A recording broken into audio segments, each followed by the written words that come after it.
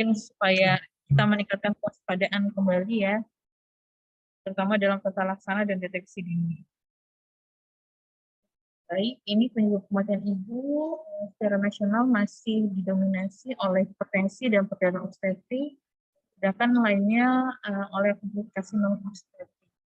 Saat ini memang dari data terbaru, maaf ini belum saya masukkan data terbaru yang long form sensus penduduk tahun 2020.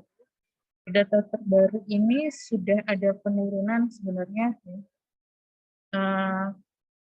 sebesar 180 berapa gitu ya. Ini sudah turun sebenarnya. Memang kita harapkan ini kita bisa menurunkan lagi sebenarnya melewati target, terutama untuk penyebab-penyebab yang dapat dicegah seperti ini. Kita lihat kan penyebab utamanya adalah hipertensi dan perdarahan. Dimana kalau misalkan kita seperti pemberian pelayanan kehamilan ya atau ANC, lalu juga deteksi dininya tepat sesuai dengan pedoman, maka ini kita bisa mendeteksi dini dan tata laksana tepat dan memberikan rujukan terencana sehingga tidak terjadi kematian. Ya, ini untuk situasi kematian bayi. Di sini juga 50%-nya jadi di usia neonatus yang 84%-nya disebabkan oleh prematur. Ini juga sebenarnya di data terakhir ini kita sudah mencapai target atau hampir mencapai target ya kalau tidak salah 16,85 di data 2010. Dan seperti kita ketahui bersama ini masih terjadi cukup banyak masalah yang terjadi pada tahapan ibu hamil, bersalin, dan bayi dan balita, sehingga memang ini merupakan kejadian yang kondisi yang menyebabkan kematian ibu, bayi, dan juga stunting. Ini rekomendasi WHO itu merekomendasikan terjadinya pengalaman kehamilan yang positif pada ibu dengan memprioritaskan perawatan keluarga yang berpusat pada orang, kesejahteraan wanita dan keluarga, dan hasil perinatal dan ibu yang positif ini tentunya dapat kita berikan pengalaman positif ibu ini dengan memanfaatkan buku KIA yang bisa termanfaatkan mulai dari tingkat masyarakat dengan edukasi dalam kelas ibu hamil maupun dalam edukasi baik personal maupun secara berkelompok ya, kader kepada sasaran. Ini Kementerian Kesehatan ini sekarang berkomitmen untuk melakukan transformasi kesehatan dan ada 6 pilar transformasi sebagai penopang kesehatan Indonesia. Yaitu ada transformasi layanan primer, transformasi layanan rujukan, transformasi sistem ketahanan kesehatan, transformasi sistem pembiayaan, SDM dan juga teknologi kesehatan, di mana memang di transformasi layanan primer ini adalah peningkatan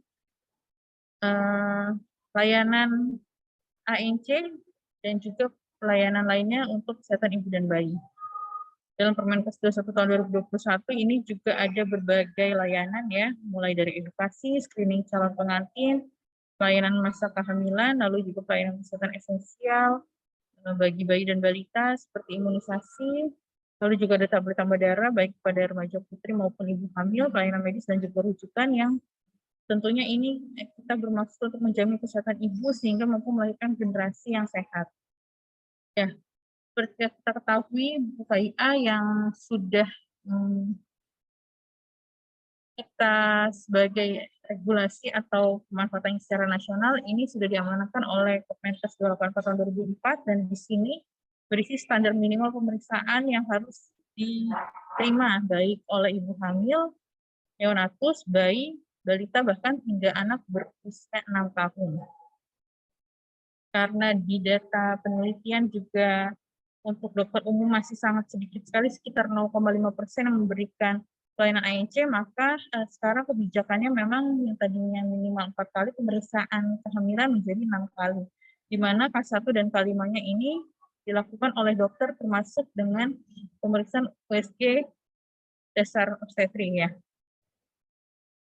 Dan ini memang pada K1 kita harapkan nanti dilakukan screening kesehatan ibu secara umum ya, terutama bisa mendeteksi faktor resiko yang ibu miliki sebelum kehamilan maupun risiko yang terjadi saat ini. Lalu di sini juga di pemeriksaan trimester ketiga, ini diharapkan dokter mampu melakukan deteksi dini komplikasi kehamilan dan mempersiapkan rujukan persalinan jika diperlukan. Ya. Salah satu outputnya dokter harus bisa merekomendasikan nanti metode persalinannya dengan cara apa, dilakukan di mana, apakah bisa di FKTP maupun di FKRPL. Ya, ini seperti kita ketahui nanti ANC dilaksanakan minimal 6 kali, maupun bantuannya teman-teman. Nanti untuk tadi seperti sudah disampaikan oleh Ibu yang membuka bahwa memang teman-teman pastinya sudah bekerja keras di lapangan, tapi mohon ditingkatkan lagi catatan pelaporannya sehingga memang apa yang teman-teman lakukan bisa terlihat ya. Juga nanti daya ungkitnya bisa juga kita rasakan bersama, menghasilkan peningkatan kesehatan ibu dan bayi dan juga penurunan angka kematian ibu dan bayi. Ya, ini di dalam Permenkes 21 tahun 2021 ada diatur juga untuk pemeriksaan kehamilan minimal 6 kali, ya, 1 kali trimester pertama, 2 kali trimester kedua, dan 3 kali trimester ketiga. Dengan minimal 2 kali dilakukan oleh dokter atau dokter spesialis bidan kandungan pada trimester pertama dan ketiga. Yang termasuk di sini, ini termasuk pelayanan ultrasonografi ya. Nah, tentunya untuk levelnya ini USG dasar terbatas. Ya. Dimaksudkan pelayanan antenatal ini untuk deteksi dini masalah penyakit dan penyulit atau komplikasi kehamilan. Ya, buku KIA seperti yang kita ketahui sudah cukup lama ya di Indonesia yang kita mengadaptasi dari case handbook yang ada di Jepang. Ya. Ini sudah sejak tahun 1994 pilotingnya di Kota Salatiga, Jawa Tengah, dan hingga saat ini sudah dilakukan beberapa kali revisi, dan yang terakhir ini buku KIA direvisi tahun 2022. Konsep utamanya buku KIA ini ya sebagai satu-satunya pencatatan dan pelaporan bagi ibu hamil mulai dari ibu hamil, bersalin, nifas, neonatus, bayi dan balita hingga anak berusia 6 tahun. Dan ini konsep utamanya adalah kolaborasi antara profesi ya. Jadi dengan buku ini berbagai profesi bisa melihat apa saja layanan yang diterima ibu hamil, bayi dan balita. Ya. Tidak harus ibu hamil itu selalu periksa di bidan atau tidak harus selalu di dokter kandungan, tapi dimanapun ibu itu mengakses layanan kesehatan, tetap berbagai macam profesi bisa mengetahui apa saja layanan yang telah diterima ibu dan bisa nanti tata laksana bisa konferensif ya. Untuk kita harapkan ibunya sehat dan nanti bayi yang dilahirkan ini juga sehat dan selamat. Ini juga ada kerjasama antara FKTP dan FKRPL ya. Jadi mohon juga diingatkan kepada sasaran dan keluarganya bahwa seperti yang sudah dituliskan juga di dalam cover ini bahwa buku KIA itu tolong dibawa ke setiap fasilitas kesehatan baik di puskesmas, di klinik, di rumah sakit, di BPM, posyandu, maupun kelas ibu balita, BKB, dan PAUD juga mohon diingatkan untuk dibawa. Ini untuk sampul bukunya kurang lebih gambarnya sama, hanya saja mungkin kita kembali lagi kepada sampul satu sisi ya. Lalu di sini untuk petunjuk penggunaan bagian ibu, kalau dulu memang di daftar isinya ada bagian ibu dan anak ya dalam satu halaman. Sekarang ini daftar isinya hanya salah satunya saja. Misalkan memang di awal ini adalah daftar isi bagian ibu, lalu di atasnya adalah petunjuk penggunaan buku KIA bagian ibu. Ya, di sini juga dijelaskan bagaimana peran ibu, kader, dan juga tenaga kesehatan. Ya, lalu untuk halaman identitasnya ini sekarang sudah menjadi satu ya. Jadi dalam satu halaman ini sudah ada identitas ibu, suami atau keluarga, dan juga anaknya. Dan kita tambahkan. Dokter Ya, Widya. Ya Bu. Ya Bu. Apakah terdengar? Mohon maaf dokter, ini lagi listriknya lagi problem. Ya. Jadi saya dihentikan dulu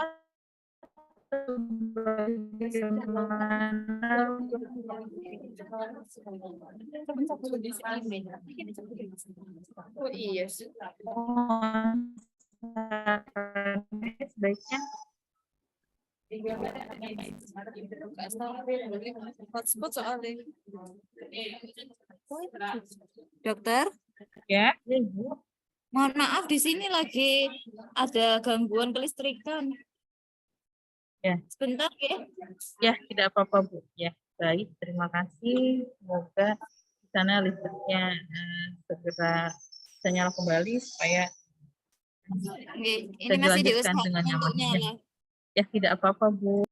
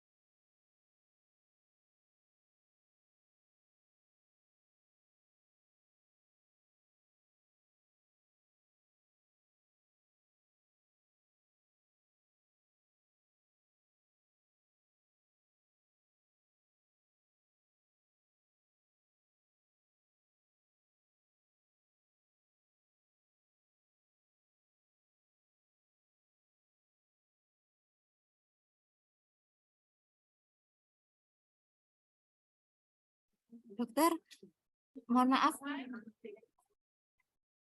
Ya, Bu, ya. Saya tolong jadikan co-host dokter karena tadi kan terlempar.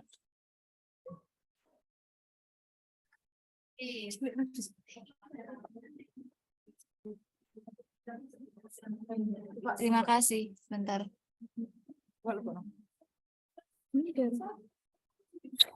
Mau nih boleh. Ya sebenarnya.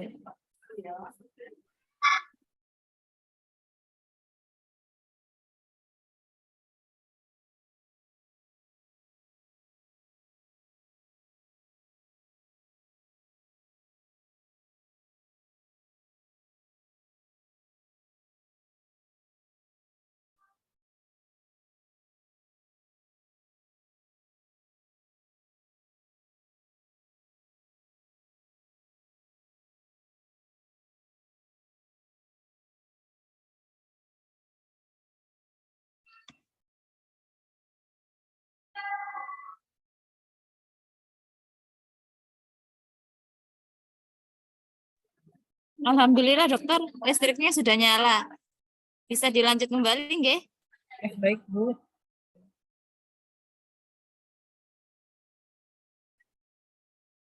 Baik, saya mohon.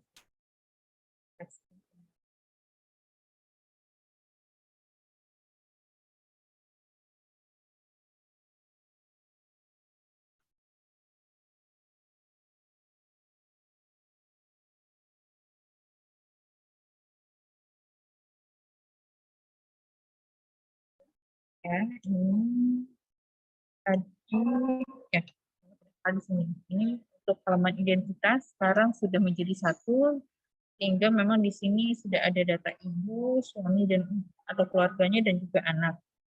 Ya, di sini untuk pengisiannya tinggal diisi saja identitas ibu, suami atau keluarga dan anaknya. Untuk bagian yang diarsir abu-abu ini berarti ini tidak ditulis karena tidak diisi ya, karena ini sudah double ya seperti anak palsu. Tapi sebenarnya ini kalau tidak salah ada NIK ya. Kalau anaknya nanti sudah punya NIK, boleh dituliskan aja di tiban aja ini. Karena kan ini juga diperlukan ya untuk NIK. Oh ya, mohon maaf. NIK sudah ada di sini sehingga memang ini kan ditulisnya di sini saja. Baik, selanjutnya untuk halaman berikutnya ini adalah halaman pernyataan ibu atau keluarga tentang pelayanan kesehatan ibu yang sudah diterima. Ya, mohon diperhatikan di sini ada tambahan kalimat bahwa di sini bukan kolom pencatatan hasil pemeriksaan ya. Jadi di sini misalkan di trimester pertama berat badan ibu di sini bukan diisi mungkin berat badan ibu, tapi di sini hanya tenaga kesehatan membubuhkan paraf sesuai kolom yang sudah sesuai yang sudah ibu dapatkan. Lalu di sini sudah kami ralat untuk frekuensi pemeriksaan untuk trimester 1 ini 1 kali, trimester kedua 2 kali, dan trimester ketiga 3 kali.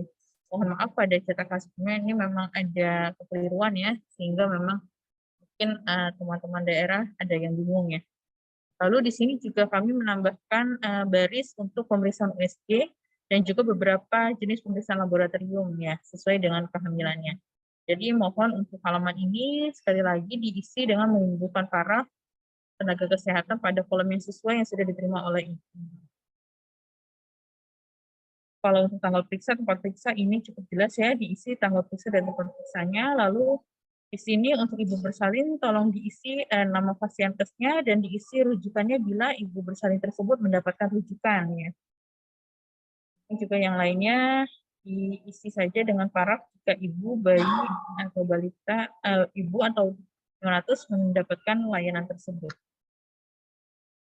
Ya, baik. Selanjutnya ini adalah kartu kontrol minum tablet tambah darah ibu hamil. Ini tetap ya sama dengan cetakan sebelumnya ya, revisi sebelumnya, bahwa di sini ada kartu kontrol minum tablet tambah darah ibu hamil dari bulan ke-1 sampai bulan ke-9. Ya, ini untuk mungkin ini sekali saja ya. Kalau misalkan di Kota Pasuruan itu stok tablet tambah darahnya mungkin cukup banyak, nanti bisa berkoordinasi dengan farmasi Kota Pasuruan. Kalau cukup banyak bisa diberikan sepanjang kehamilan. Tapi memang kalau misalkan pada saat des kemarin hanya memperkirakan untuk minimal 90 tablet, ya silakan diberikan. Atau nanti kan ini juga bisa kita sarankan untuk bisa melanjutkan di luar dengan lebih mandiri ya, untuk disarankan untuk minum tablet tambah darah sepanjang kehamilan. Ya, jadi di sini jika ibu mengkonsumsi tablet tambah darah, ini kita checklist ya pada kotak yang sudah diminum. Ini mewakili ini bulan ya, tinggal ditulis saja nama bulannya. Lalu di sini ini satu, anggapannya ini adalah tanggal 1, 2, 3, 4 gitu ya, dan seterusnya sampai di akhir bulan. Ini tinggal ditulis saja nama pengawas minum obatnya atau pengontrolnya, lalu hubungannya dengan ibu hamil tersebut apa. Baik, selanjutnya ini adalah halaman amalat persalinan. Sebenarnya ini sama dengan revisi sebelumnya hanya kita menghapus untuk jam persal, karena kan sekarang tidak ada lagi pembiayaan jam persal ya untuk tanggung jawab Dinsos, ini sudah kita alihkan ke dalam JKI dengan PBI. Jadi memang disarankan nanti sasaran didaftarkan menjadi PBI. Ya, jadi jam persalnya sudah hilang dan kita menambahkan ini nama pasienkesnya. Jadi lebih jelas ya, biar bisa. Ini juga bisa kepentingannya nanti kalau misalkan ada pembagian dalam persalinan dan AMPSR ini. Ya, ini jelas pasienkes persalinannya, nama dokter atau bidannya siapa, nama pasienkesnya di mana. Lalu untuk dana persalinannya apakah menggunakan JKN, jam keseda, swasta, biaya sendiri atau lainnya. Kalau ada lainnya ini ditulis yang di titik-titik ini menggunakan dana apa. Ini tinggal dilingkari salah satu kalau memang sudah ada jenis pembiayaan yang sesuai dengan pilihan yang sudah ada. Di sini bisa untuk ini ditulis, diisi nama kendaraan atau ambulan desa yang direncanakan sebagai nanti transportasi dalam persalinan nanti. Dan juga di sini bisa diisi metode kontrasepsi apa setelah melahirkan yang dipilih, yang sudah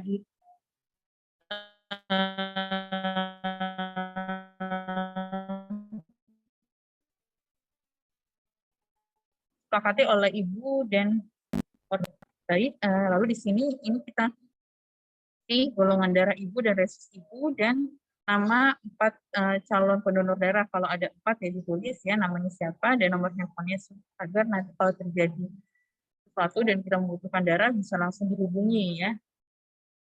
Untuk di sini ya, untuk tanda tangan persetujuan suami atau orang tua dan keluarga, ibu hamil atau bidan atau dokter, ini diisi dengan tanda tangan dan nama jelas dari ketiga belah pihak, baik suami atau keluarga atau ibu hamil dan bidan atau dokter yang membuat amanat persalinan ini.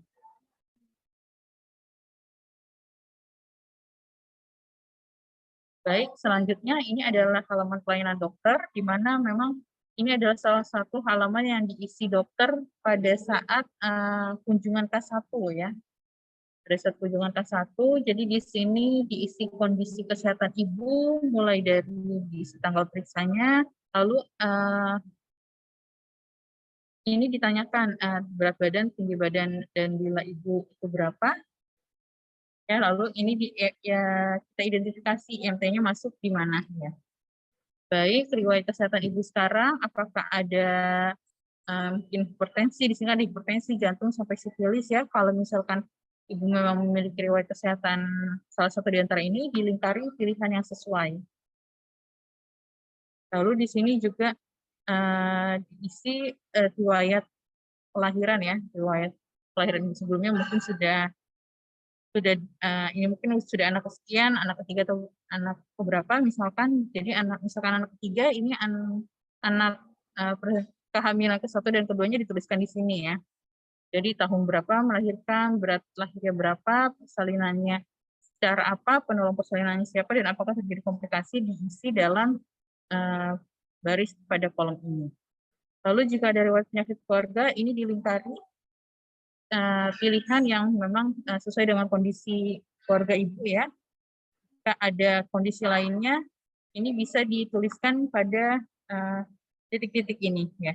Jadi apa misalkan lainnya yang tidak ada di sini, tuliskan. Ini ada pemeriksaan khusus yang nanti ini tinggal dilingkari saja yang sesuai, misalkan pulpanya normal, maka di pulpa normalnya kita kita lingkari, misalkan uretranya tidak normal, maka di tidak normalnya kita lingkari.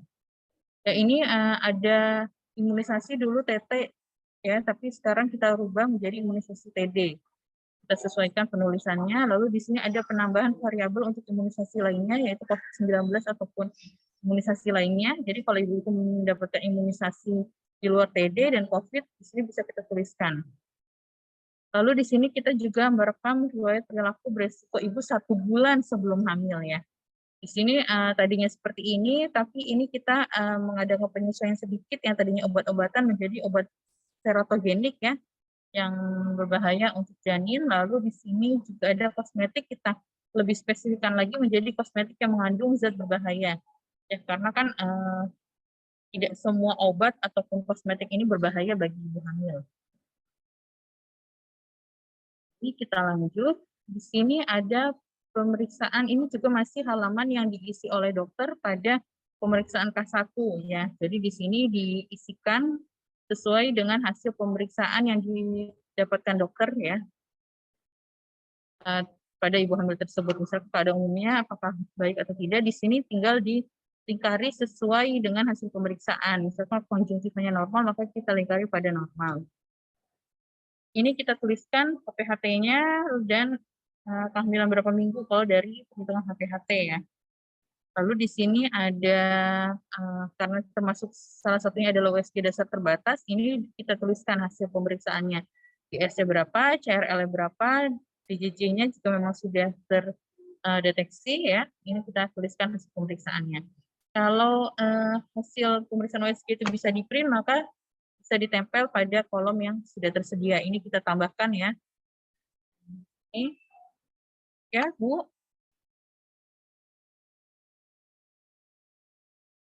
Izin, apakah Ibu bicara ya? Soalnya ada suara masuk tapi jauh.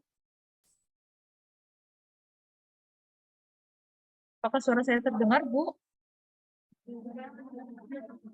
Oh iya, mungkin. Baik, apakah bisa saya lanjutkan? Oh, tadi ada yang bicara? Ya, bisa dokter. Oh, di sini ya. jelas suaranya dokter, nggak ada Oh, iya. gangguan. Oh ya, baik. Diam. Baik, terima kasih. Mohon izin saya lanjutkan. Ya, jadi di sini juga ada pemeriksaan laboratorium. Memang kita harapkan semua pemeriksaan laboratorium ini bisa dilakukan di fase 1, termasuk triple eliminasi ya. Lalu di sini hasilnya kita tuliskan di sini. Jika hasilnya memang tidak normal, maka ini kita tuliskan rencana tindak lanjutnya. Dan di sini kesimpulan dari halaman ini apa kita tuliskan, dan rekomendasinya apakah ini ANC-nya tetap dilakukan di FKTP atau dirujuk ke FKRPL. Ya, ini pastinya rekomendasi ini berdasarkan hasil pemeriksaan yang dilakukan pada kunjungan ke 1 ini. Ini perbedaannya ya sedikit ya. Tadinya letak janin, sekarang di revisi terbaru menjadi letak kantong kehamilan ya. Lalu di sini untuk kesimpulan dari rekomendasinya di bold saja ya. Penyesuaiannya. Lalu selanjutnya ini halaman grafik evaluasi kehamilan. Perubahannya yang tadinya grafik evaluasi kehamilan ini dilakukan mulai usia 12 minggu, sekarang lebih awal. Kita lakukan mulai dari usia 8 minggu. Lalu di sini range-nya untuk denyut jantung janin ini kita ubah menjadi batas bawahnya 110 ya, dan batas atasnya 160. Kalau sebelumnya kan di sini 100 ya, 95 ya, nah, sekarang 110. Lalu di sini untuk sistol dan diastolnya sudah ada batas. Lalu rumus MAP-nya kami betulkan untuk penulisannya. Kalau dulu kan 2 kali D dibagi 3 baru ditambah S, sekarang rumus MAP-nya sebenarnya 2 kali D ditambah S ya, ini typo. Jadi 2 kali D ditambah S dibagi 3. 2 kali diastol, lalu hasilnya ditambahkan sistol dibagi 3. Ini jika MAP-nya lebih dari 90 mm Hg, maka kita lakukan rujukan. Selanjutnya, ini ada sedikit penjelasan ya. Kalau DJJ ini kan memang denyut jantung janin ya, yang ini kita hitung frekuensinya dalam 1 menit. Ditandai nanti silang ya, dengan pada grafik yang sesuai. Jadi kita tinggal tarik saja angka DJJ dengan horizontal, lalu dihubungkan dengan usia kehamilan, kita lakukan pemeriksaannya, lalu setelah ketemu titiknya ini kita tandai dengan tanda silang. Ya, mungkin sebelum lanjut, kemarin ada pertanyaan ya, baru saja kemarin di angkatan 1, di sini ada, kita lihat 0, 4, 12, 16, 18, dan 20 ya, di dekat DJJ ini. Ya, ini salah cetak ya Bu ya, jadi ini tidak mempunyai arti apa-apa. Baik, selanjutnya di sini di atas ini masih sama, diisi dengan nama pemeriksa, lalu diisi tanggal, bulan, dan tahun pemeriksaan, dan di sini adalah TFU. Ini adalah angka-angka untuk hasil pemeriksaan tinggi fundus uteri, di mana tinggi fundus uteri ini kita lakukan mulai usia kehamilan 20 minggu. Kalau misalkan untuk TFU ini sama, kita tarik garis, tarik garis horizontal berapa TFU-nya, lalu kita sesuaikan dengan usia kehamilan yang kita periksa. Lalu setelah didapatkan titik fotonya, ini kita berikan tanda bulat ya.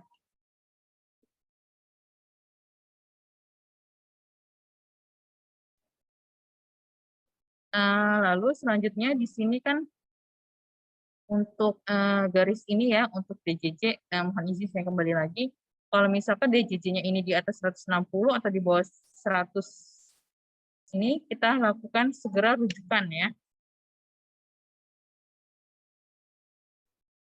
Baik, selanjutnya kita ke grafik yang bawah. Ini nadi ibu dihitung selama 1 menit, ditandai dengan tanda titik ya, nanti untuk menandainya pada ini, grafik ini. Lalu untuk tekanan diastolik atau sistolik ini, tekanan darah sistolik bisa kita tandai dengan tanda panah ke atas dan diastolik dengan tanda panah ke bawah. Lalu untuk tadi kan ini MAP ada rumusnya ya, hasil perhitungan MAP tadi kita tandai dengan tanda segitiga. Dan bila MAP-nya kurang dari 90, ini kita lakukan rujukan, karena memang MAP di bawah 90 ini maka risiko preeklamsinya meningkat, sehingga harus kita lakukan rujukan. Untuk grafik yang bawah ini ada gerakan bayi, ya, ada urin protein, urin reduksi, hemoglobin, kalsium dan aspirin, ya. Ini kita isi. Jadi kalau misalkan gerakan bayinya itu bisa rata-rata bisa kita lakukan mulai usia kehamilan 30 minggu. Ini bisa kita awali dengan melakukan anamnesis terhadap ibu. Tanyakan apakah gerak bayinya aktif, ya. Kalau misalkan jawabannya gerakan bayinya aktif kurang lebih 10 sampai 12 kali dalam waktu 12 jam, maka kita berikan tanda positif, ya. Kalau misalkan kurang dari 10 kali dalam 12 jam, maka kita berikan tanda minus. Oke, dan kita lakukan rujukan. Apalagi bila tidak ada gerakan dalam 12 jam, maka kita berikan tanda negatif dan kita lakukan rujukan. Baik, selanjutnya ini urin protein dilakukan dengan dipstick, ya, sama dengan urin reduksi juga dilakukan dengan dipstick. Ini pada kolom yang tersedia kita tuliskan hasil pemeriksaannya. Lalu untuk hemoglobin kita juga tuliskan berapa kadar Hb-nya dari hasil pemeriksaan. Untuk ibu dengan resiko preeklamsi yang mendapatkan kalsium dan aspirin, ini kita berikan tanda plus, ya, jika ibu tersebut mendapatkan terapi kalsium dan aspirin. Baik, selanjutnya ini adalah halaman grafik peningkatan berat badan yang dibandingkan dengan revisi atau cetakan sebelumnya, ini sama, ya, halaman ini sama. Tidak ada perubahan. Ini grafik peningkatan berat badan ini direkomendasikan itu melihat dari kondisi IMT ibu sebelum hamil, ya. Jadi kita tanyakan dulu kepada sasaran berapa berat badannya, tinggi badannya, ya. Lalu kita tuliskan, kita hitung IMT-nya berapa. Nah, setelah kita dapatkan ibu ini IMT-nya berapa sebelum kehamilan, kita lingkari. Jadi kita nanti ke depannya kita bisa mengetahui berapa rekomendasi peningkatan berat badan yang direkomendasikan untuk ibu ini, ya. Jadi kalau nanti sudah diketahui, dilingkari langsung supaya ini menjadi acuan bagi tenaga kesehatan berikutnya juga. Ya, ini hasilnya nanti diplot, ya, hasil diplot pada grafik dengan tanda silang pada titik yang sesuai, ya.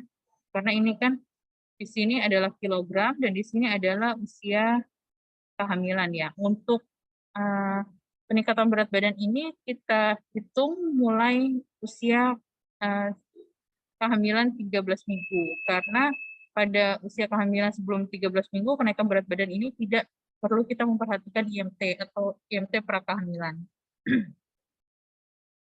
Jadi di sini kurang lebih ada 4, ya, ada 4 IMT prakehamilan kan memang di sini yang di antara garis putus-putus warna hitam, ya. Di sini adalah range kenaikan berat badan ibu hamil dengan PEG, ya, dengan IMT kurang dari 18,5, lalu area yang warna pink ini, ini range kenaikan berat badan ibu hamil dengan berat badan prakehamilan normal. IMT, ya, IMT prakehamilan normal. Lalu di area di antara garis putus-putus kecil, ya, yang warnanya pink ini adalah range kenaikan berat badan ibu hamil dengan berat badan dengan IMT prakehamilannya obes, ya. IMT-nya sekian, ya, atau berat badan kehamilan masih obes. Maaf, gemuk, ya, gemuk.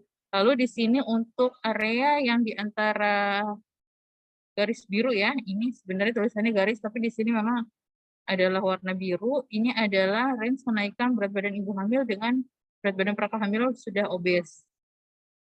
Apabila kenaikan berat badan berada di luar rentang dalam plot yang sesuai dengan IMT prakehamilan ini, maka tolong langsung dikonsultasikan dengan bagian gizi. Apabila dicurigai ketidaksesuaian berat badan selama kehamilan, ini mohon konsultasikan dengan bagian gizi agar kita bisa mengetahui apa penyebabnya. Apakah memang disebabkan oleh kelainan sistemik seperti adanya infeksi, gangguan metabolik, ya, ataupun yang lainnya. Selanjutnya ini ada lembar pemantauan ibu hamil, di mana lembar ini merupakan halaman baru yang ada di UKIA revisi terbaru ini. Jadi untuk lembar pemantauan ibu hamil ini dilakukan setiap minggu. oleh keluarga ya. Jadi ibu atau keluarga mengisi sendiri apa yang dialami ibu hamil selama kehamilannya. Jadi dilakukan setiap minggu. Ini kolom ini adalah merekomendasikan minimal pemeriksaan setiap semester. Lalu di sini ada kelas ibu hamil ya. Kalau ibu mengikuti kelas ibu hamil diberikan tanda checklist, dan ada kalau misalkan pemenuhan gizinya sesuai kebutuhan maka kita berikan checklist. Lalu variabel-variabel lainnya di sini ada demam lebih dari 2 hari, pusing atau sakit kepala berat, sulit tidur atau cemas berlebih, jantung berdebar, resiko TB, gerakan janin, nyeri perut hebat, keluar cairan dari jalan lahir, sakit saat buang air kecil, dan diare berulang. Kalau misalkan kondisi ini tidak dialami oleh ibu hamil, maka bisa kita checklist di kolom hijau. Kalau misalkan ini dialami, kita checklist di kolom merah. Baiknya kalau memungkinkan ini juga selain checklist kita tuliskan tanggalnya, ya tanggal dan bulan minimal ya. Baik, oh ya, mohon maaf. Ini kalau misalkan kita ketemui kondisi ibu hamil di kolom merah, satu ataupun lebih di kondisi di kolom merah ini, maka harus segera kita lakukan rujukan ya. Rujukan ke tenaga kesehatan, langsung bawa ibu ke fasilitas kesehatan ya.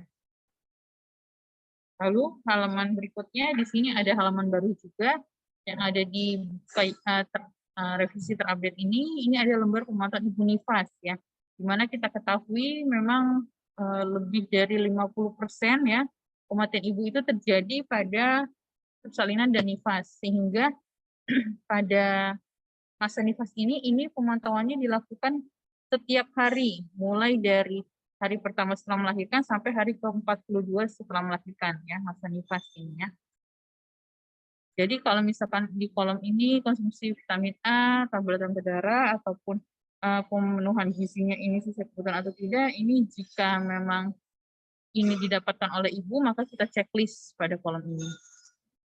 Lalu ada variabel-variabel lainnya yang dipantau selama masa nifas ini, ya, ada kesehatan jiwa, lalu demam, sakit kepala, pandangan kabut, nyeri ulu hati, jantung berdebar, keluar cairan dari jalan lahir, lalu sesak nafas atau nafas terengah-engah. Di sini ada kondisi payudara, buang air kecil ya, lalu juga ada kondisi di sekitar area genital, lalu ada darah nifas dan juga perdarahan serta keputihan. Ya, jika di sini kondisi yang dialami ibu nifas sesuai dengan kondisi yang ada keterangannya di kolom hijau, maka kita tuliskan dengan checklist, dan kalau memungkinkan cukup space-nya ya, ini dituliskan juga tanggalnya. Nah, kalau misalkan kondisi yang dialami ibu nifas ini adalah sesuai dengan kolom merah, maka kita checklist di kolom merah. Sama seperti tadi, jika ditemukan kondisi pada kolom merah satu ataupun lebih, segera rujuk ke tenaga kesehatan di fasilitas kesehatan. Kalau misalkan mungkin kondisinya jauh dari fasilitas kesehatan, minimal kita langsung rujuk ini ke tenaga kesehatan terdekat ya. Baik, selanjutnya ini ada halaman untuk screening preeklamsi ya. Sebenarnya kalau untuk screening preeklamsi ini sama dengan sebelumnya, tapi memang ada rawatan sedikit ya. Di sini MAP-nya adalah lebih dari 90 meter Hg. Kalau sebelumnya kan adalah lebih sama dengan 90 meter Hg. Baik, ini jika pada kondisi ini, ya, izin ini memang screening preeklamsi ini dilakukan pada usia kehamilan kurang dari 20 minggu pada kunjungan K1 ya, yang dilakukan oleh dokter. Namun, jika memang sasaran tersebut baru mendapatkan pelayanan K1 ini setelah usia 20 minggu, tetap kita lakukan screening preeklamsi ya. Lalu jika di sini pada screening preeklamsi ini ibu hamil didapatkan minimal 2 risiko sedang ya, ataupun yang ada di area warna kuning ini, dan atau 1 risiko tinggi, maka segera kita lakukan rujukan ya.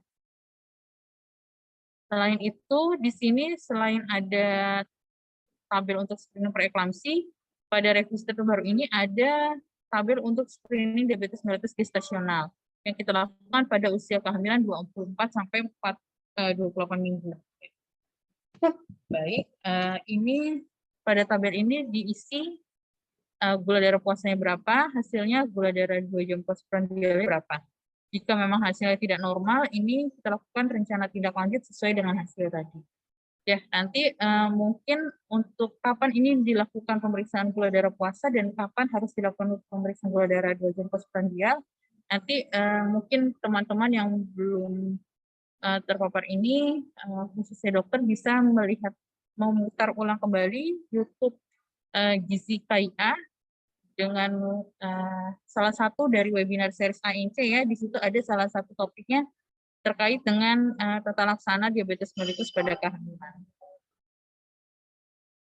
Baik, mengapa kita menambahkan tadi tabel screening diabetes mellitus? Karena memang dari salah satu penelitian di tahun 2020 ini, dari jumlah sampel populasi yang 383 yang digunakan dalam penelitian ini, ditemukan bahwa 35,16% ini ada hiperglikemi dalam kehamilan dan terjadi 32,7% terjadi DM gestasional. Jadi memang sangat penting kita mendeteksi adanya diabetes mellitus dalam kehamilan. Baik, tadi ini pemeriksaan oleh dokter tidak hanya pada K1 tapi juga K5 ya. Yang ini harus dilakukan oleh dokter untuk bisa mengidentifikasi adanya komplikasi medis. Ya, mungkin ini meluruskan kembali, buku KIA ini tidak hanya kita manfaatkan pada kunjungan K1 dan K5 saja, tapi pada semua pelayanan yang diberikan pada ibu hamil, neonatus, bayi dan balita hingga anak berusia 6 tahun, ini kita catatkan pada buku KIA ya, sesuai dengan tempatnya. Jika pada pemeriksaan K5 ini kondisi ibu normal, maka pemeriksaan selanjutnya K6 dan seterusnya dapat dilakukan oleh tenaga kesehatan lain. Ya. Kalau misalkan pada kunjungan K5 ini dokter mungkin ada masalah atau gangguan, maka ini nanti dokter akan mempertimbangkan apakah memberikan rekomendasi tempat persalinan ini bisa dilakukan di FKTP maupun di FKRTL. Ya, tapi terlepas dari ada atau tidaknya masalah atau gangguan, pada kunjungan K5 ini memang harus dokter nanti memberikan rekomendasi tempat persalinannya dan metode persalinan ibu sesuai dengan kondisi. Untuk halaman lembar pemeriksaan dokter semester 3, ini secara umum sama dengan cetakan tahun sebelumnya, tapi memang di sini diedit sedikit ya. Di sini ada sebelumnya presentasi kepala, presentasi sungsang dan pelintang. Di sini kita ubah menjadi presentasi kepala, presentasi bokong, dan letak lintang ya. Jadi nanti ini bisa untuk pengisiannya dituliskan saja ya, dilingkari sesuai dengan kondisinya. Lalu di sini dicatatkan berapa ukurannya sesuai dengan hasil pemeriksaan USG. Ya. Di sini juga pada revisi terbaru ini kita tambahkan panjangan dari singkatan-singkatan ya yang ada di indikator pemeriksaan USG. Lalu kita menambahkan di sini ada SDP cairan ketuban. Jadi berapa kedalaman kantong ketubannya. Lalu di sini memang K5 ini dilakukan juga oleh dokter untuk mengevaluasi kondisi medis dan baik obstetrik maupun non-obstetrik ibu dan membuat rekomendasi kapan dan di mana rencana kehamilannya. Ya, ini diisi ya. Jadi kesimpulannya rekomendasi tempat persalinannya di mana di FKTP atau FKRTL ya. Ya, baik, selanjutnya kita lanjut ke ringkasan pelayanan persalinan. Di sini ada ralat ya, ralat untuk penulisan SPOG ya. Jadi SPOG-nya besar ya. Di sini untuk pengisiannya sesuai dengan cukup jelas rasanya. Di sini tinggal diisi tanggal persalinannya kapan, tanggal, bulan, dan tahun, pukul berapa, umur kehamilannya berapa pada saat persalinan tersebut, penolong persalinannya siapa, ini dilingkari salah satunya. Lalu cara persalinannya ini juga dilingkari salah satunya. Kalau dengan tindakan bisa dituliskan tindakan apa yang didapatkan ibu pada saat bersalin. Lalu keadaan ibu seperti apa, sehat atau sakit. Jika sakit, mungkin jika ada kondisi-kondisi yang sudah ada di sini bisa dilingkari. Kalau jadi sakit tapi kondisinya tidak ada di sini, bisa ditulis pada titik-titik di sebelah lain-lainnya. Lalu di sini dituliskan juga KB pasca persalinannya apa. Jika ada keterangan tambahan, ya bisa dituliskan di sini. Yang lainnya yang ada tanda bintang ini bisa dilingkari yang sesuai.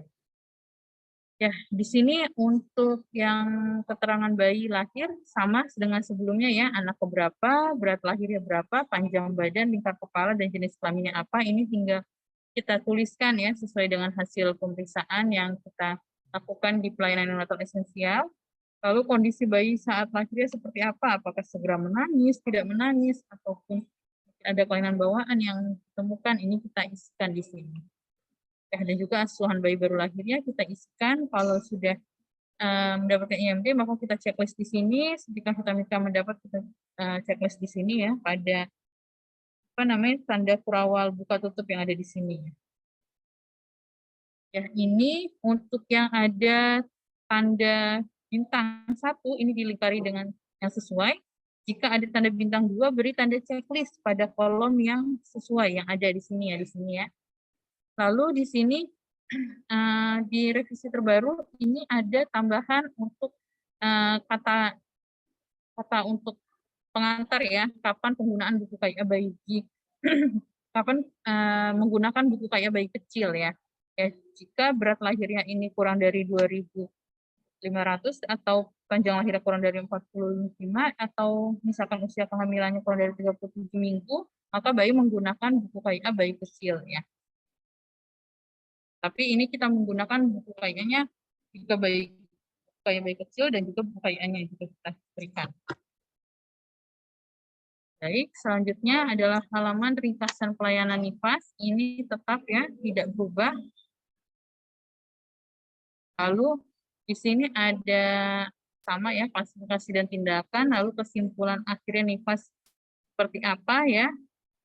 Ini untuk yang ada tanda bintang 2 ini, maka diberikan tanda checklist pada keadaan yang sesuai.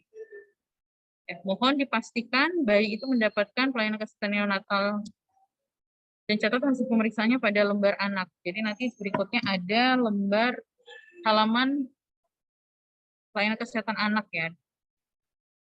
Yang ini. Kalau yang ibu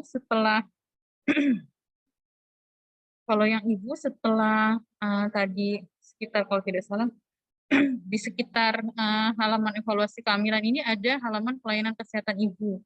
Yang dulu kalau pada sebelumnya ini adalah halaman pelayanan kesehatan dokter, tapi pada saat ini yang terbaru ini adalah halaman pelayanan kesehatan ibu, sehingga baik dokter maupun bidan perawat yang memberikan pelayanan kesehatan kepada ibu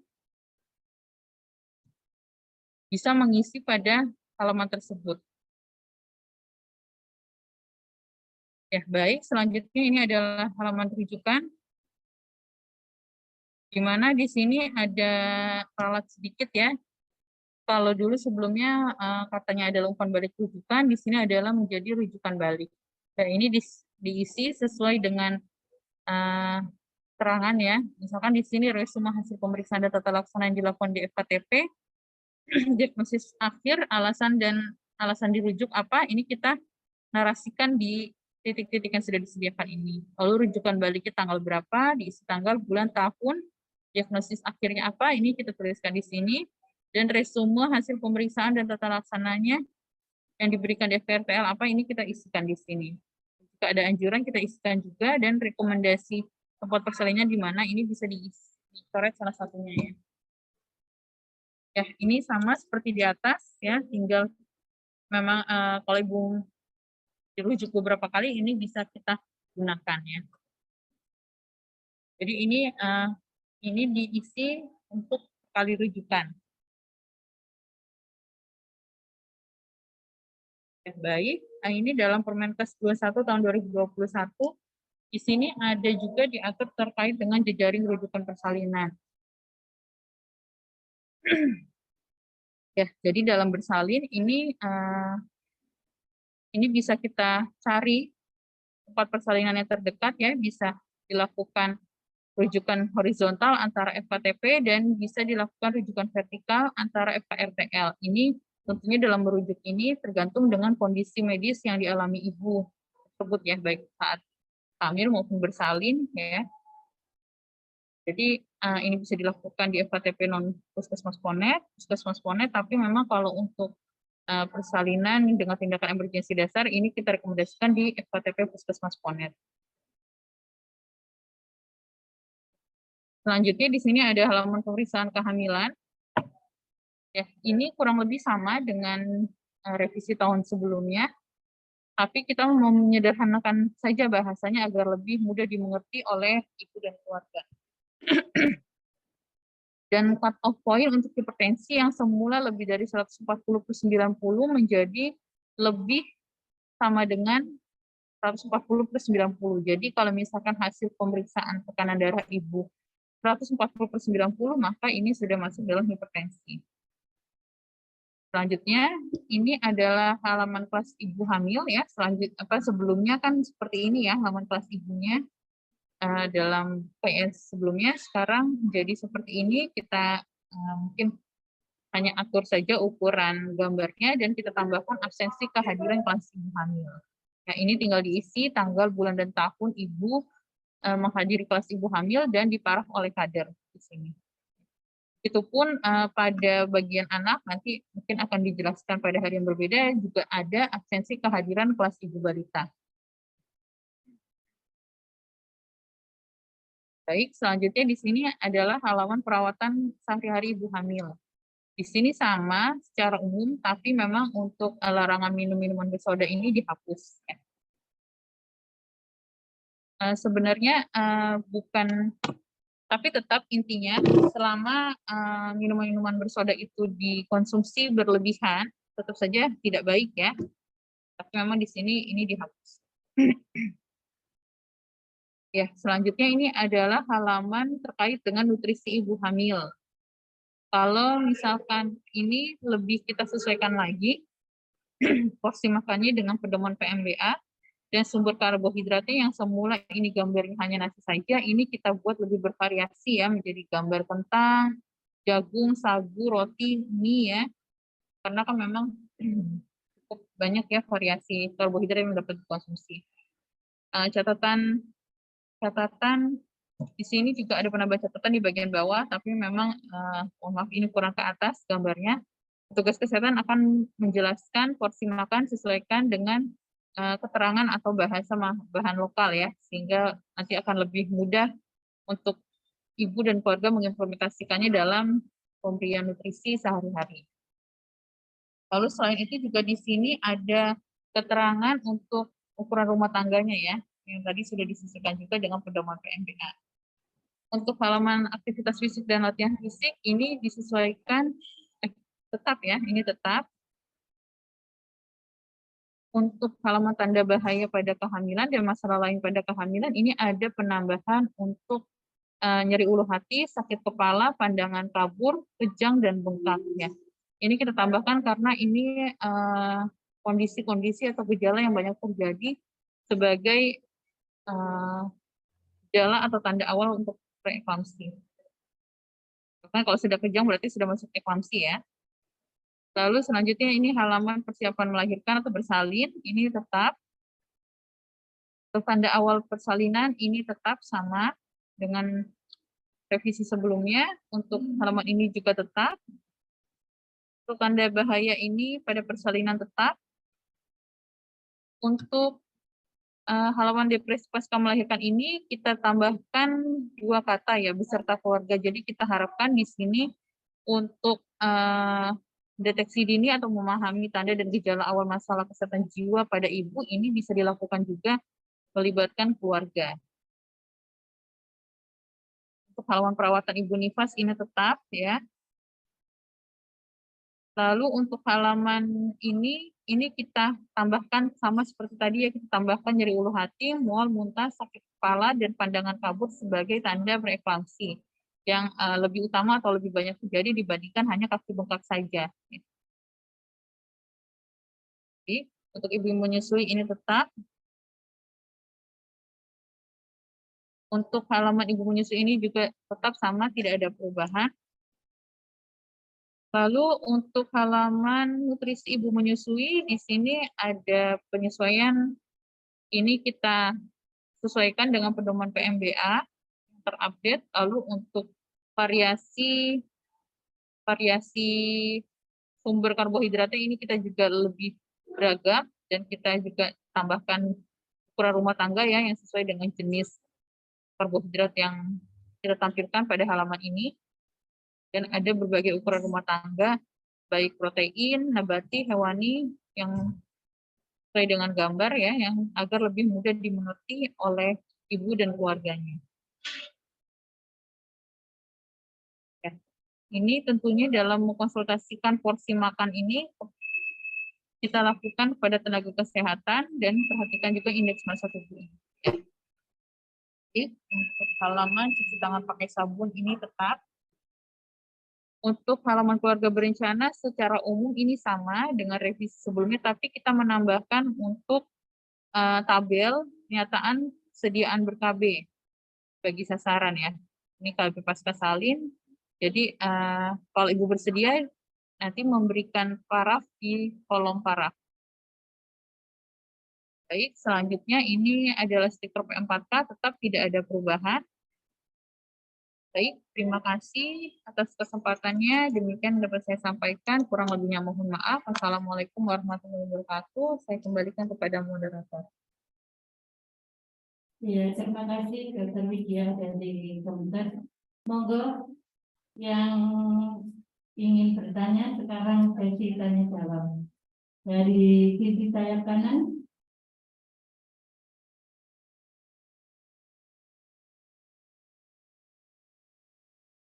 Assalamualaikum warahmatullahi wabarakatuh. Nama saya Dwi dari Puskesmas Sukosari. Izin bertanya ya dokter.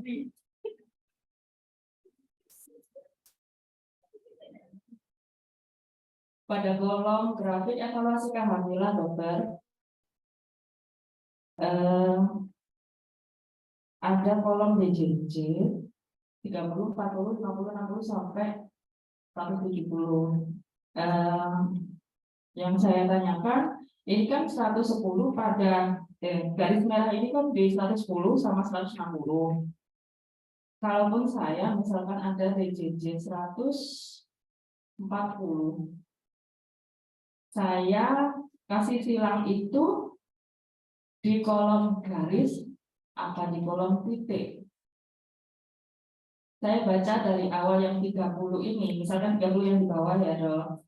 30 ini kalau saya baca di titik, itu saya tidak membaca garis lurus. Misalkan 140 ini saya silangnya di mana? Di antara titik apa garis. Kalau saya melihat 110 ini di garis, berarti saya pedomannya garis. Gimana dok? Saya misalkan ada DJJ 145 gitu misalkan. Saya kasih silang di mana ini? Terima kasih dok.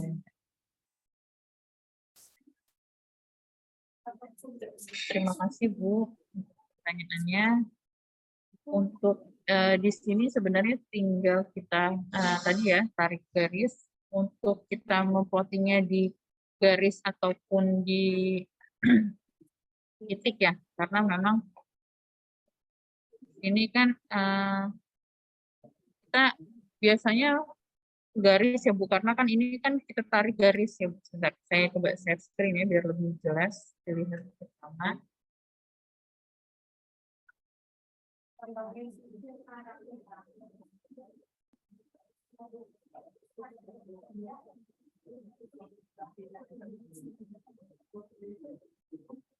Ini kalau misalkan tadi 145 misalkan ya Bu ya. Mungkin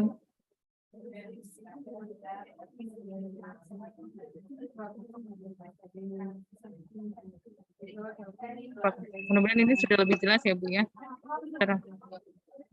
145 misalkan di sini. Kalau ini sebenarnya kita lakukan di dalam ini Bu, di dalam kolomnya.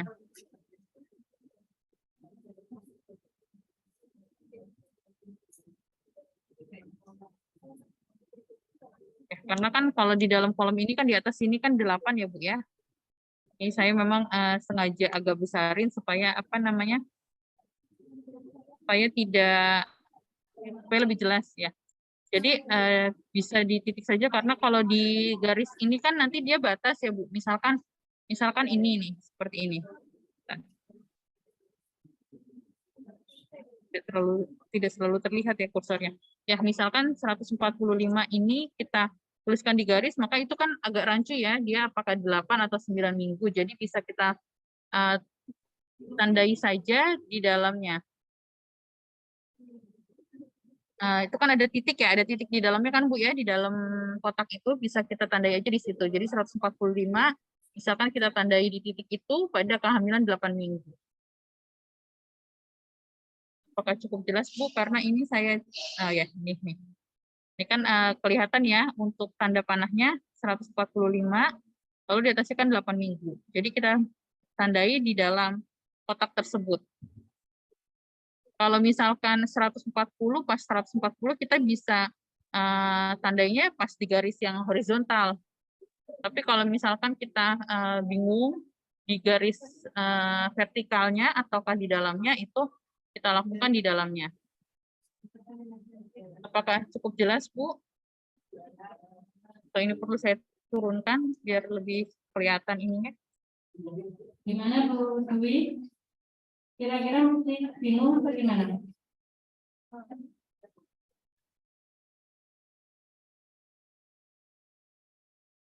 Apakah masih bingung, Bu? Misalkan tadi kan 145 ya, 145 ini kan di sini ya.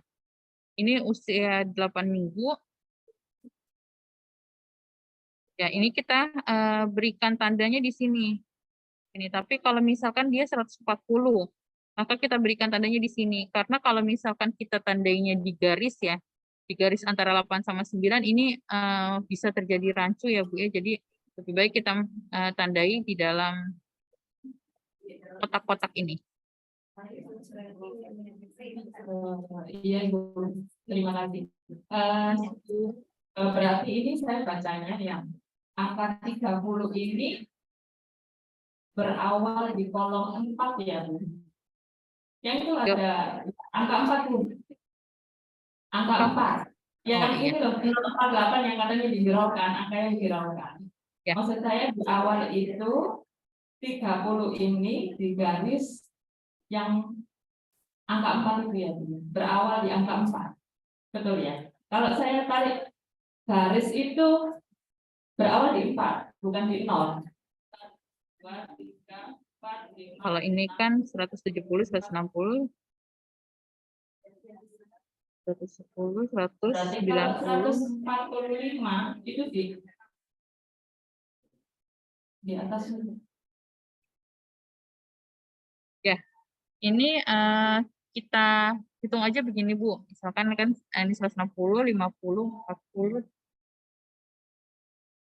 100. Karena ini kayak memang bawahnya ini tidak ada yang tidak sejajar ya Bu ya. Bentar saya.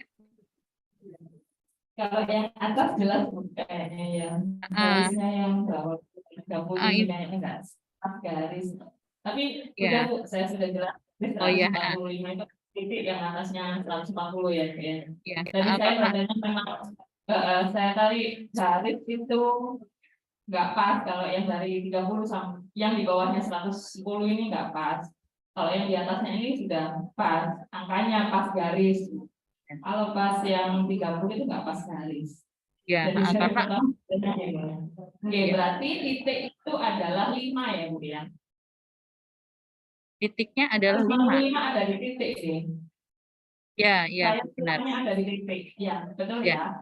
ya. Ya, ya. Terima kasih Dokter. Ya, terima kasih. Iya, karena ini DJJ-nya terutama yang di bawah 110 ini memang lebih tidak sejajar garis, jadi emang agak membingungkan untuk yang bawah ya. Terima kasih Bu. Ada lagi? Ya, barangkali yang lain. Ini suasananya sudah siang semakin panas. Monggo di sayap kanan.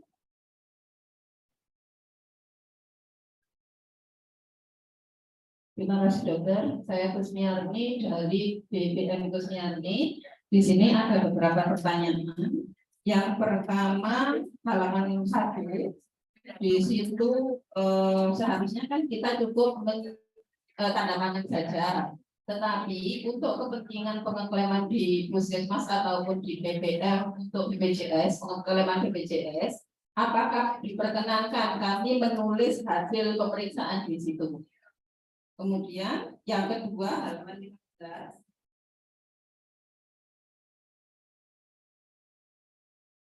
Yang kedua, halaman 15. Untuk klasifikasi ini diisi apa saja yang dimasukkan ke dalam titik klasifikasi.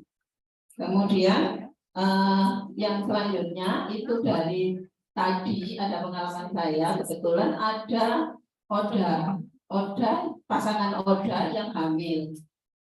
Sekarang ini kan untuk buka IA itu kan dipinjam oleh kader untuk pendampingan keluarga sehat.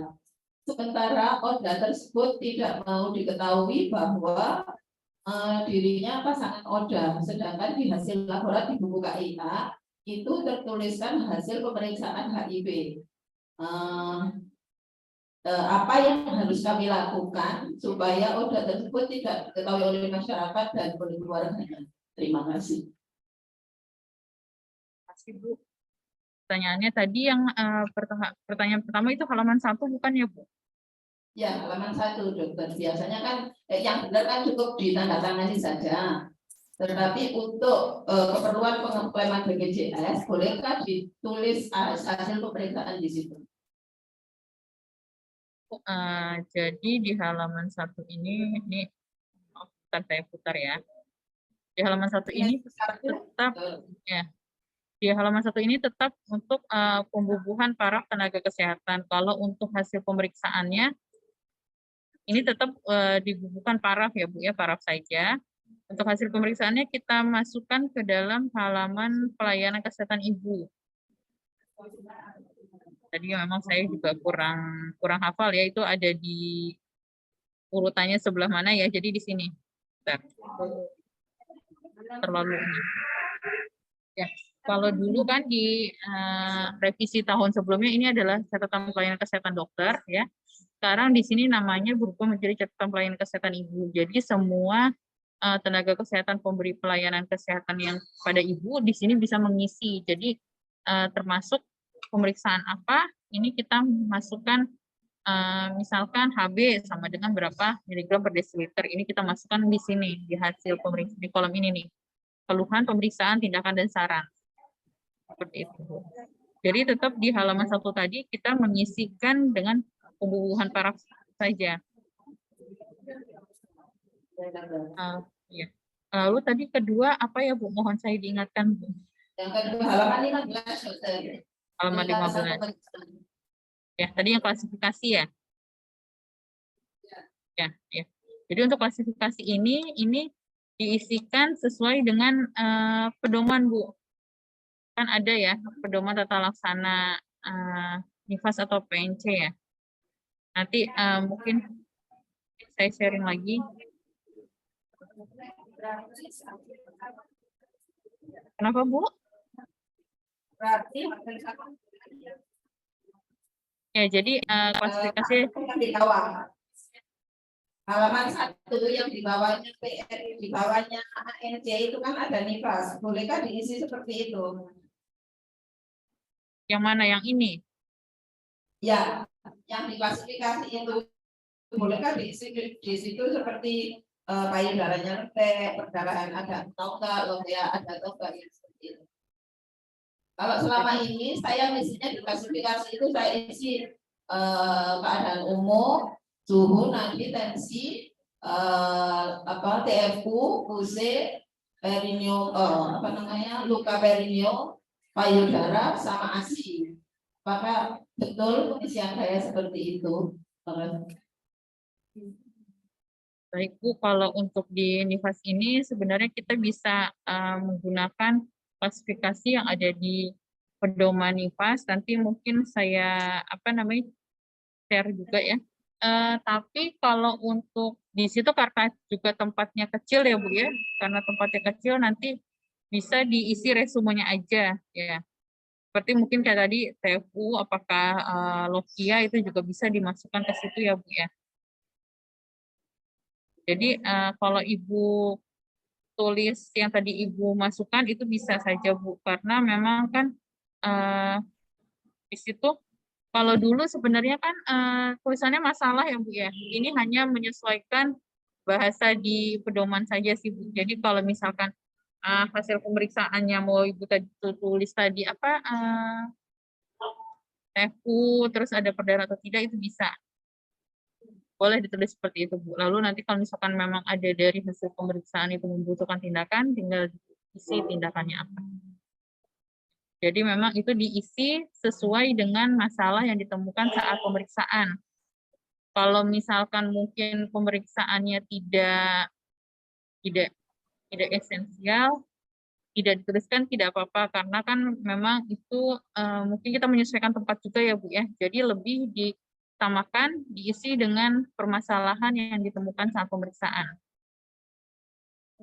Apakah sudah cukup jelas Bu?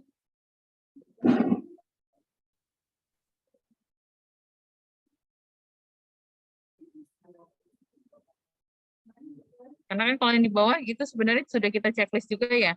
Di bawah kan sudah kita checklist apakah ibunya sehat. Mungkin kalau misalkan contohnya komplikasi nifas itu kan ada perdarahan, infeksi, hipertensi, dan lain-lain. Kalau misalkan ternyata kita di bawah itu ada infeksi gitu ya Bu ya, kita checklist infeksi, nah itu yang kita naikkan ke atas, yang menjadi masalah yang kita naikkan ke atas. Karena di bawah kan secara umum itu sudah kita tuliskan hasil pemeriksaan. Mungkin kalau misalkan ada hasil pemeriksaan lain yang mungkin itu penting untuk kita sampaikan atau menjadi masalah, tapi tidak ada di bagian bawah, itu bisa kita naikkan ke atas. Intinya memang di atas itu diisi dengan masalah yang ditemukan pada saat pemeriksaan. Cukup jelas, Bu? Ya, terima kasih. Untuk yang ketiga, ODA tadi.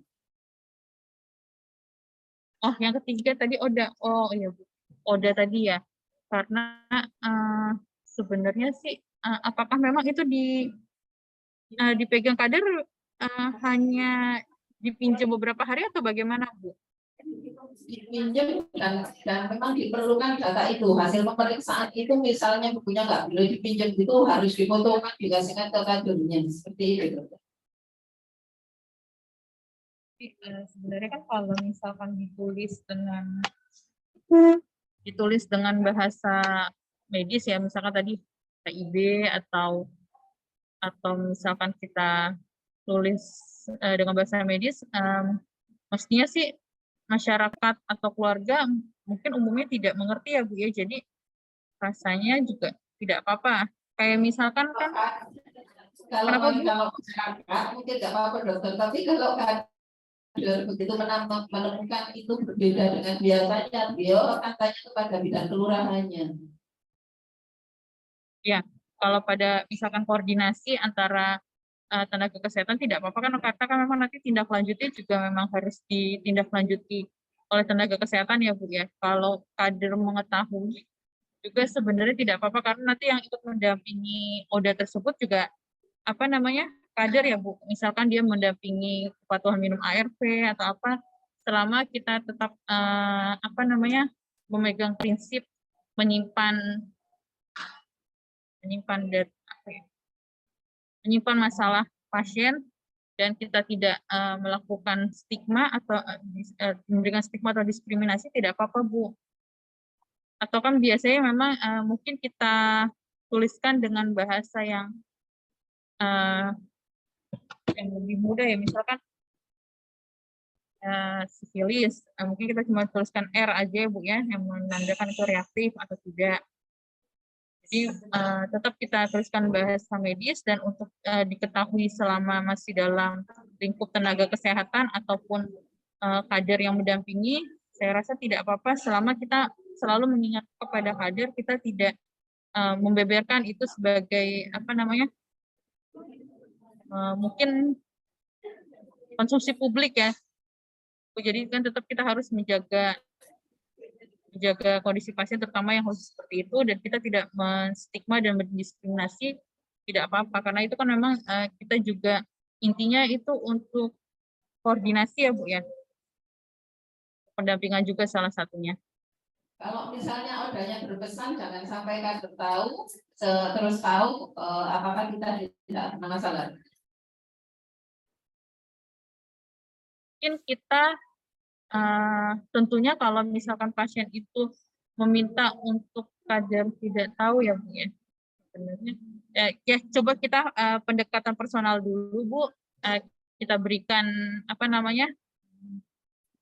Pertimbangan manfaat dan risikonya. Maksudnya kalau misalkan kita maksud kita memberitahu kader untuk supaya kader ini ikut mendampingi ibu gitu. Misalkan salah satunya untuk mengingatkan ibu kepatuhan minum obat, terus nanti mungkin harus kontrol VL misalkan untuk mengetahui apakah ibu viral loadnya bagus untuk persiapan persalinan.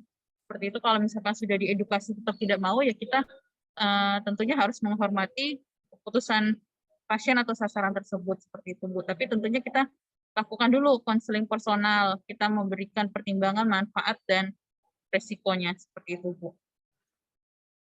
Ya dokter, terima kasih. Monggo yang lain silakan.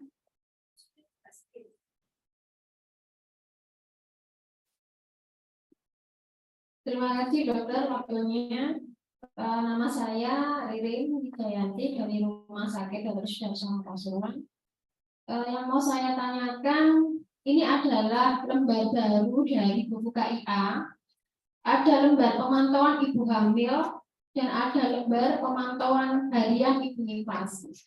Yang mau saya tanyakan, tadi yang dokter jelaskan ada beberapa kolom di situ. Kalau misalnya kita screening tidak ada, kita tulis checklist di kolom warna hijau. Kalau ada, kita tulis checklist di warna merah. Begitu gitu, Dok ya?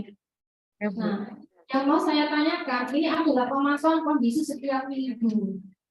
Yang ngisi ini kita sebagai tenaga kesehatan, ataukah pasiennya yang harus kita ajarin untuk pemantauan setiap minggunya? Karena kalau dari judulnya memantau kondisi setiap minggu, kita berasumsi bahwasanya pasien tersebut setiap minggu harus kontak dengan kita petugas kesehatan. Itu yang pertama. Kemudian untuk yang pemantauan harian untuk ibu nifas, di situ juga disebutkan hari ke-1 sampai dengan hari ke-42. Nah, itu yang ngisi sinten siapa? Kami ataukah pasiennya harus kita ajarin? Karena kalau misalnya pasien, di situ ada tulisan jika kita dapatkan kondisi pada kolom merah, ibu harus kita bawa ke fasilitas kesehatan. Berarti kalau pasien yang harus mengisi secara otomatis, kita harus memberikan pengajaran atau KIE. Kalau misalnya jadi kolom merah, kita harus bawa ke fasilitas kesehatan. Tapi ada kemungkinan juga pasien itu kalau sudah kondisi seperti itu, kalau tidak diketahui oleh petugas kesehatan, mereka tidak akan mau untuk dirujuk ke fasilitas kesehatan. Mohon penjelasannya lagi, dokter. Terima kasih. Terima kasih Bu. Pertanyaannya jadi memang untuk hal ini karena memang baru, pertama ini adalah yang mengisi adalah ibu sendiri atau keluarga ya Bu ya. Karena ini kan terutama apalagi di masa nifas ini kan kita lakukan pemantauannya harian. Jadi memang diharapkan tenaga kesehatan pada saat kontak, misalkan kalau bisa sih dari kunjungan pertama kehamilan, terutama karena kan di situ mulai dari usia kehamilan 6 minggu ya, kita harapkan ibu atau keluarga sudah mandiri untuk mengisi. Jadi memang diharapkan dari awal kontak pertama ini sudah kita ajari ibu dan keluarganya untuk mengisi halaman tersebut. Seperti itu Bu, dan nanti kita menyarankan ibu kalau misalkan nanti ditemukan kondisi salah satu di kolom merah ini, langsung hubungi tenaga kesehatan. Dan kita tekankan sih kalau bisa di fasilitas kesehatan. Gitu. Jadi memang perlu kita edukasi dulu pada saat kita kontak dengan ibu tersebut. Sebenarnya ini kan karena apa ya? Karena konsepnya sama ya, baik pemantauan ibu hamil dan ibu nifas ya, itu kita bisa sampaikan juga. Jadi pada saat kita menjelaskan ibu hamil, ibu nanti ini dilakukan pemantauan atau pengisian. Kalau untuk masa hamil di kolom ini dilakukan setiap minggu. Kalau nanti ibu sudah melahirkan, ibu lakukan pemantauan per hari di kolom ini seperti itu. Jadi baiknya kita sampaikan dalam kali waktu edukasi pada saat kunjungan pelayanan tersebut. Dan nanti kalau bisa pada saat kita mungkin trimester ketiga atau pada saat persalinan, kita ingatkan lagi ibu tersebut untuk melakukan pengisian pada kolom pemantauan nifas.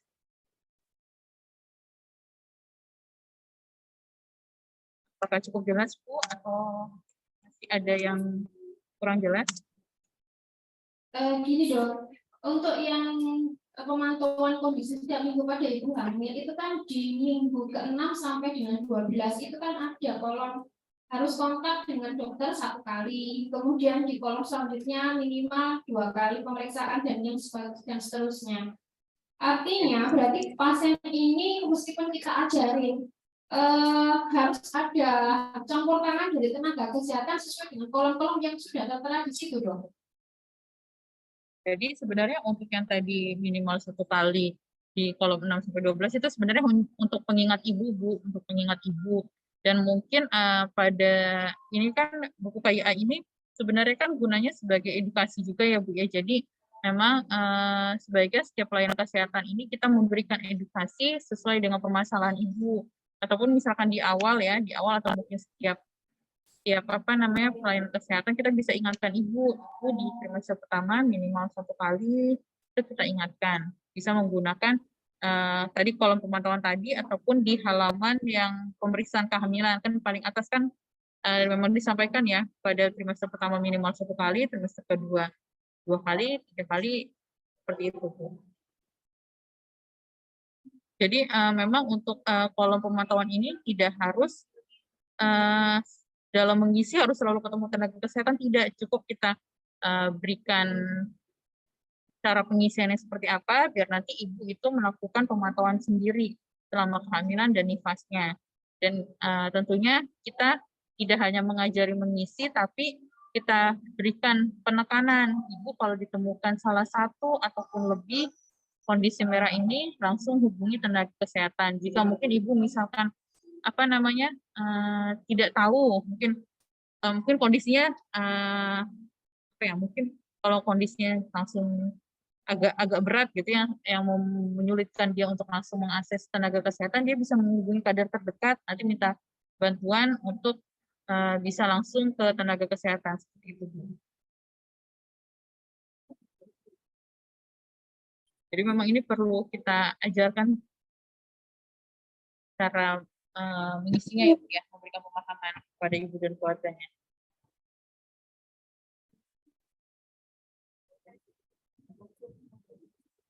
Gimana Bu Ririn? Puas? Ini kan karena baru ya dok ya, jadi ya dicoba dulu untuk ngajarin pasiennya, dipersiapkan pada saat ANC diberikan KIE seperti yang ada di buku tersebut. Gitu. Ya. Aku mau dengar. Ya, terima kasih Bu. Intinya kita masih penyesuaian ya. Untuk pengisiannya ini mulai bertahap, tidak langsung bisa semuanya diisi. Kita juga sambil belajar ya untuk mengisinya ini, makanya diadakan orientasi ini. Monggo untuk yang lain.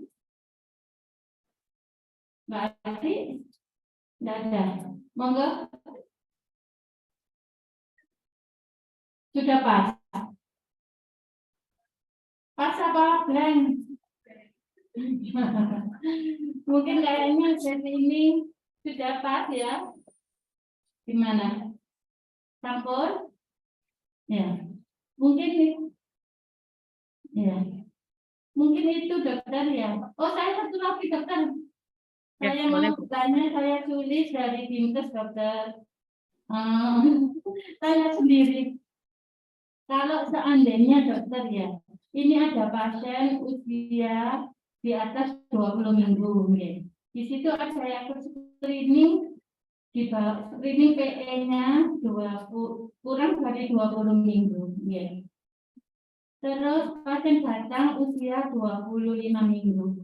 Itu apakah kita boleh menulis di buku KIA-nya yang di kolom itu, Dokter? Ibu, terima kasih untuk pertanyaannya. Jadi memang untuk screening preeklamsi ini kan kita lakukan pada semua ibu hamil saat kunjungan atau kontak pertama dengan dokter. Jadi jika memang sebaiknya dilakukan pada usia kehamilan kurang dari 20 minggu sesuai dengan yang tertulis pada buku KIA, tapi misalkan mungkin pada kondisi tertentu ya, ini pasti terjadi juga di sebagian ibu hamil. Kalau misalkan dia baru datang pada kehamilan tadi 25 minggu misalkan, screening ini tetap dilakukan, Bu. Karena memang untuk tujuannya bisa mendeteksi faktor risiko preeklamsi yang masih menjadi penyebab utama kematian ibu. Berarti boleh ditulis di kolom 6 itu ya, Bu. Berarti boleh ya di halaman 6 boleh tetap ya ditulis di situ. Screeningnya. Oh, halaman 6. Iya. Kalau Itu halamannya iya. sebentar, kalau halamannya saya ya halaman 6. Soalnya saya nggak hafal halamannya, Bu. Ya, ya benar.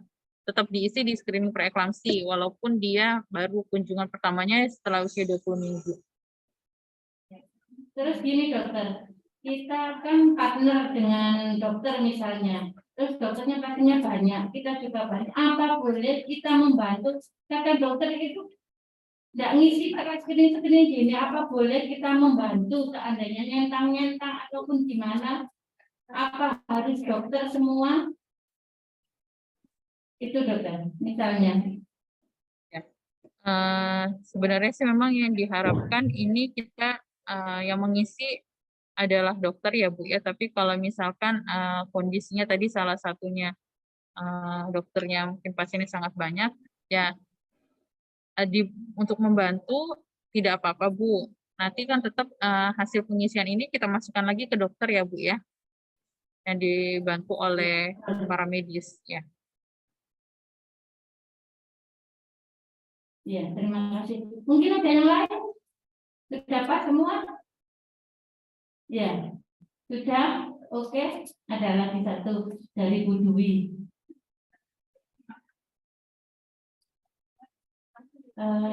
Dokter, saya yang tadi bertanya, tidak lagi. Ini dulu yang buku lama itu kan ada kolom pemeriksaan dokter ya, yang seperti halaman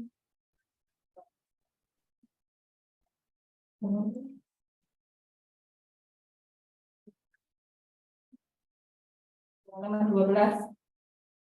Ya, sekarang kan catatan pelayanan kesehatan ibu. Mungkin Bidan bisa menulis di sini ya. Memang yang di depan kita marah barang aja. Yang di sini adalah pemeriksaan kehamilannya.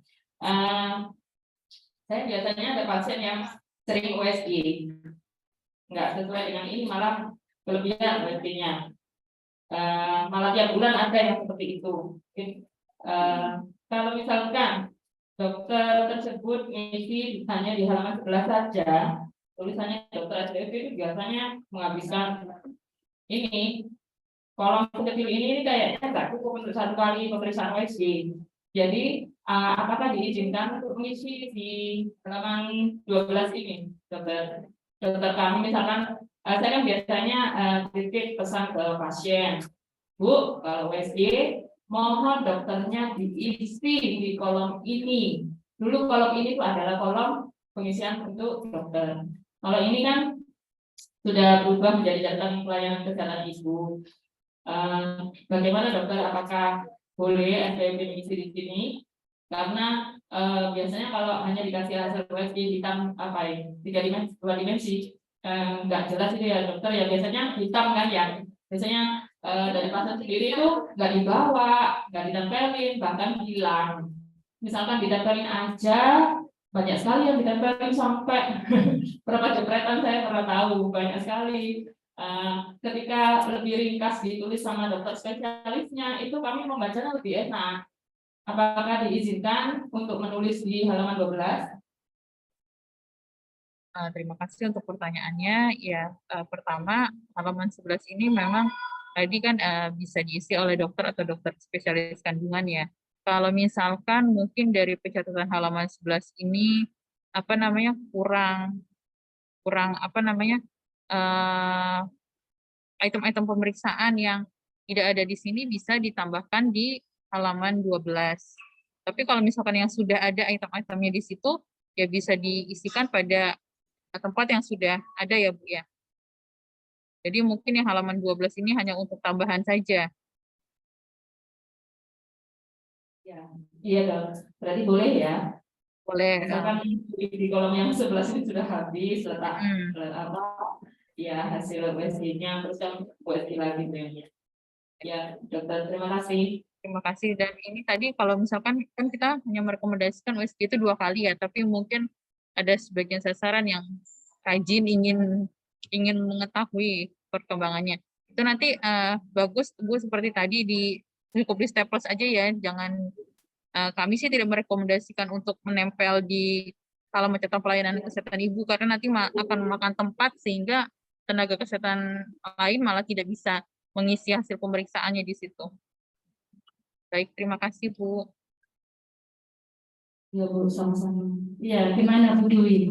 Sudah puas? Apa perlu dipuaskan lagi? Sudah puas. Sudah. Dari semuanya sudah. Ada satu lagi barangkali? Pak. Iya. Bu Widya, kami mengucapkan banyak terima kasih untuk acara ini, sosialisasi pengisian dari Ibu. Ini angkatan kedua, berarti sudah 2 angkatan saja. Mungkin itu kami mengucapkan banyak terima kasih. Apabila ada kekurangan atau sesuatu kami mohon maaf yang sebesar-besarnya selaku panitia. Penelitian. Ya baik Bu, terima kasih banyak juga untuk kesempatannya bisa sharing dengan teman-teman. Saya juga pribadi mengucapkan permohonan maaf jika ada kesalahan, kehilafan dalam penyampaian dan diskusi. Mohon dibukakan pintu maaf yang sebesar-besarnya. Semoga kita sehat selalu dan bisa terus bersinergi dalam meningkatkan kesehatan ibu dan anak.